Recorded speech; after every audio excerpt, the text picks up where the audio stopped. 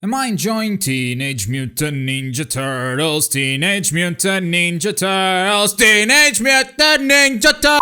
It's probably my least favorite platinum game to date, but that said, it's not that bad. The way I see it, there are two types of platinum games, the high budget and the low budget games. Couple of examples of high budget games: Bayonetta 2, Metal Gear Rising. There are fully featured AAA experiences, usually fully priced as well. And then we have the low budget, which are usually not fully priced, but they are also smaller experiences that borrow a lot of elements from the big budget game's combat, but everything else surrounding it, like the story, the environments, the fights take place, even the in-game activities aren't as varied or as good as the big budget games. Couple of examples: The Legend of Korra and the Transformers Devastation game. I think those are actually the only low budget platinum games has released. That is until Teenage Mutant Ninja Turtles, which is definitely on the low budget end. You pick one of the 4 turtles, and if you're playing on single player story, you can switch them on the fly. If on the other hand you're playing online with a group of people, you only pick a single turtle, and that's the one you play until the end of the level. Each turtle can equip 4 different special attacks that range from buffing your friends to healing to spinning slashes, bullet time, a lot more. There's a lot of variety here. And just like the Transformers game, they really nailed the classic tone of the animated series with cheesy one-liners and the attitude that we've come to expect from our favorite Ninja Turtles. It's almost impossible not to get a feeling of nostalgia if you ever enjoyed Ninja Turtles when you were younger. But that's really where my positives end. Platinum games have gotten us used to awesome hack and slash combat mechanics, and this game is no exception. A lot of its mechanics will feel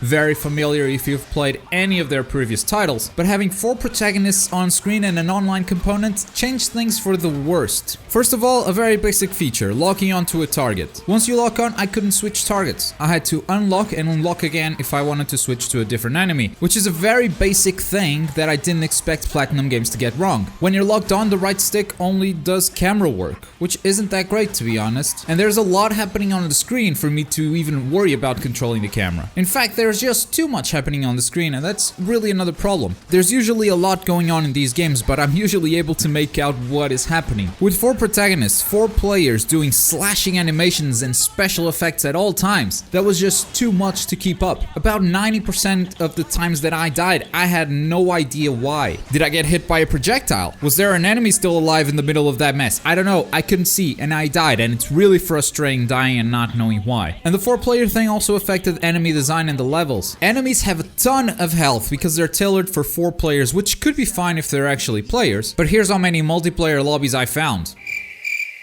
So I ended up playing with the AI, and they die all the time, which sends them underground to eat pizza before they're able to come back. And while that's happening, I'm just up there fighting on my own. So fights drag on for a very long time because you're the only one who seems to know that standing on the red circle is a bad thing. It got to a point where I just lowered the difficulty because I was just tired of slashing an enemy for 10 minutes straight. And then we got the level design. The game's not very long, which is usually the case with these low-budget platinum games, so it's designed to be replayed. What that means this time around is that each level is comprised of a couple of randomized objectives, which once completed unlock the boss fight. A couple of examples of these random objectives could be: catch the thieves who have robbed the bank, escort this sphere thing from point A to point B, disarm all the bombs in a given area, or simply defeat all the enemies. What's frustrating about this is that if you want to play the story, these objectives are not related to the story at all. How could they? They are randomized. And they all have this kind of side mission feel to it. They very much feel like side missions, optional content, but no, it's actually mandatory if you want to beat each stage. So with the level design being the way it is and the combat being too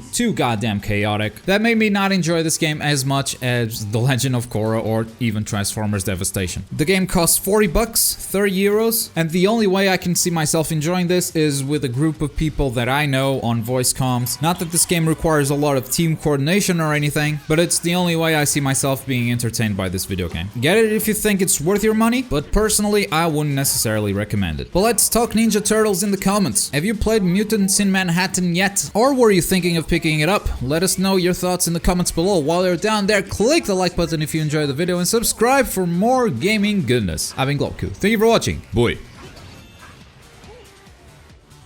Teenage Mutant Ninja Turtles!